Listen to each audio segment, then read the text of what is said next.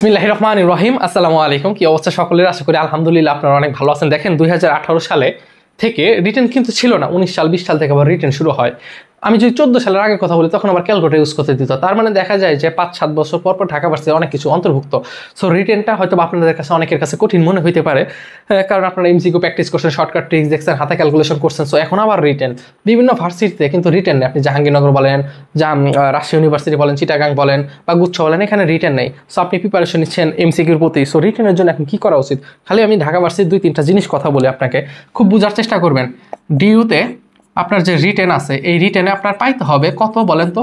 40-এর মধ্যে পাইতে হবে 13। খুব খেয়াল করবেন, 40-এর মধ্যে আপনাকে পাইতে হবে 13। সো এটা আপনাকে যেভাবে হোক পাইতে হবে। এবং সবচেয়ে মজার বিষয়, আপনার স্যার যদি বা আপনার যে খাতাটা যেই স্যার দেখবে, আপনার যদি কপাল ভালো থাকে, আপনার একটা পার্শিয়াল একটা মার্কস থাকবে, বুঝছেন? Partial marks. এখন বলতে পারেন ভাই পার্শিয়াল মার্কস কি? পার্শিয়াল মার্ক হচ্ছে আপনি যদি কিছুটা হলেও লেখেন এবং কিছুটা যদি হয়, বা একটা অঙ্ক সেটা আপনি অর্ধেক করছেন, স্যার যদি মনে করে যে আপনি পার্শিয়াল মার্ক পাওয়ার যোগ্য, আপনি যদি কপাল ভালো থাকে, লাক ভালো থাকে, তাহলে এই মার্কসটা পাইতে পারেন। তার মানে আপনাকে অবশ্যই লিখতে তো কিছু হবে। তখন কীভাবে লিখবেন, কী করবেন, সেই বিষয়টা নিয়ে একটু আলোচনা করি।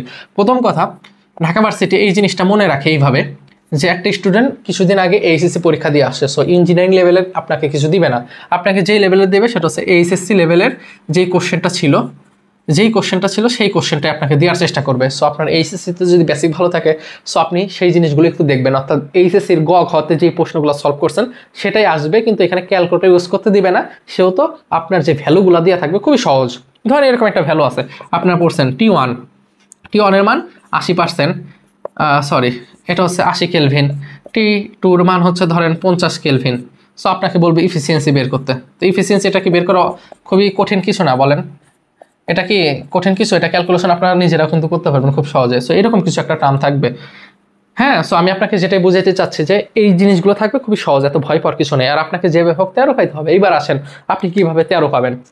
আপনি অ্যাজ এ সায়েন্সের স্টুডেন্ট আপনি জানেন, যেহেতু সায়েন্সের স্টুডেন্ট আপনাকে কিন্তু কেমিস্ট্রিটা দাগাইতেই হবে, এটা কিন্তু আপনি জানেন।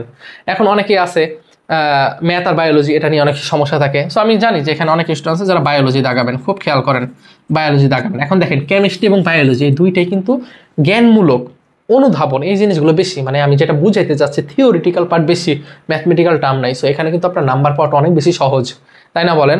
কেমিস্ট্রি এবং বায়োলজি, মানে আমি আমার পয়েন্ট অফ ভিউ থেকে কথাগুলো বলতেছি। এখন আপনার কাছে মনে হতে পারে যে ইঞ্জিনিয়ারিং যারা প্রিপারেশন নেয়, দেখা যায় যে বায়োলজি তো মনে হয় হায় এটা কি, এটা তো আসলে কি লেভেলের একটা সাবজেক্ট। আবার যারা মেডিকেল প্রিপারেশন নেয় তাদের কাছে ফিজিক্স ম্যাথটা কঠিন মনে হয়, স্বাভাবিক।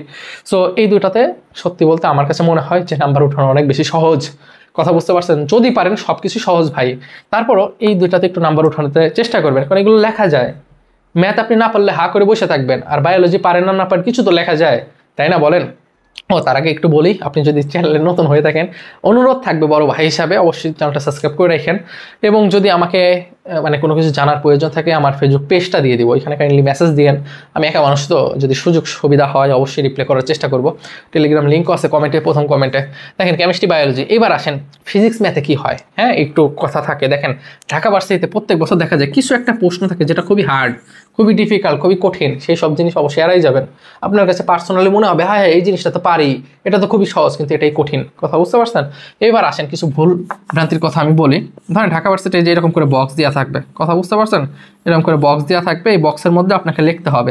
সো আপনি লিখবেন, অবশ্যই চেষ্টা করবেন যে অঙ্কগুলো বড়, সেগুলো কি করা, এই যে এইভাবে দিয়ে চেষ্টা করবেন যে এইখান থেকে শুরু করবেন, এইভাবে শুরু করবেন, এটুকু শেষ হলে তারপরে এখানে শুরু করবেন। হ্যাঁ, আপনি একবারে পুরাটা এইভাবে শুরু করলে আপনি আর জায়গা পাবেন না, এটাও একটা বিষয়, এটাও একটা পয়েন্ট। হ্যাঁ, সো আপনার নোটের মাথায় থাকবে যে আমি এমসিকিউতে যেভাবে হোক 60-এর মধ্যে 35 মার্কস ক্যারি করব, এবং মিনিমাম আপনার 13-র উপরে যদি রিটেনে পান তাহলে আপনার হয়ে যাবে। সো 13-র উপর পাইতে গেলে কেমিস্ট্রি এবং বায়োলজি এই দুইটা পার্ট যেহেতু জ্ঞানমূলক বা অনুধাবন লেখা যায়, তাহলে এই জিনিসগুলো একটু দেওয়ার চেষ্টা করব। আর এইচএসসি যেহেতু আপনি পড়াশোনা শেষ করে আসছেন, আপনি ফিজিক্সের ক্ষেত্রে ওই সূত্রগুলো একটু বারবার করে মনে রাখার চেষ্টা করবেন, ওই সূত্রগুলো থেকে আসলে আসে, ঠিক আছে? আর ম্যাথমেটিক্যাল টার্ম, এখন অনেকের মনে হইতে পারে যে ভাই ম্যাথমেটিক্যাল যদি আসে বা ম্যাথমেটিক্স আসে, তো এই ক্ষেত্রে আমি কী করবো, বা এই ক্ষেত্রে আমি কীভাবে ভালো করতে পারি? ম্যাথমেটিক্স আসলে আমি তো শর্টকাট শিখছি। আপনি শর্টকাটটা তখন ইমপ্লিমেন্ট করবেন যখন আপনি ওইটা পুরাটা পারবেন না। ওইটা করলেও যে বললাম পার্শিয়াল মার্কটা ডিপেন্ড করতেছে আপনার লাক যদি ভালো থাকে তাহলে স্যারের উপরে। সো শেষ মুহূর্তে একটা কথা বলি, এই যে ভার্সিটি পরীক্ষাগুলোর আগে হ্যাঁ দেখা যেত যে নামাজ কালাম অনেক পরিমাণ পড়া হতো, ঠিক আছে, আল্লাহর কাছে দোয়া করা হতো যেন একটা সিট হলেও আপনার ইনশিওর হয়, ঠিক আছে। সো আপনারা যে ধর্মই পালন করেন, নামাজ কালাম পড়েন, আল্লাহর কাছে দোয়া করেন, অন্য যে ধর্ম পালন করেন, আশা করি হয়ে যাবে। ঢাকা ভার্সিটি না হোক কোনো একটা জায়গায় ইনশাল্লাহ হয়ে যাবে, টেনশন করার কিছু নাই। এমসিকিউ ভালো করেন, রিটেন আপনাকে কোনোভাবে 13-র উপর পান হয়ে যাবে, সমস্যা নেই। তাহলে এমসিকিউতে একটু ভালো করেন, 40 যদি পান, আর এখানে যদি 50 মানে 15 পান তাহলে ইনশাল্লাহ আপনার চান্স কনফার্ম। এমসিকিউ 40, রিটেনে 15, 55 পেলে ইনশাল্লাহ ওয়েটিং থেকে আপনি একটা সিট ইনশিওর করবেন। ভালো থাকবেন, নিজের খেয়াল রাখবেন। যে মুসলিম হলে 5 ওয়াক্ত নামাজ পড়ার দাওয়াত থাকলো, আর চ্যানেলটা সাবস্ক্রাইব করে রাখেন। আসসালামু আলাইকুম।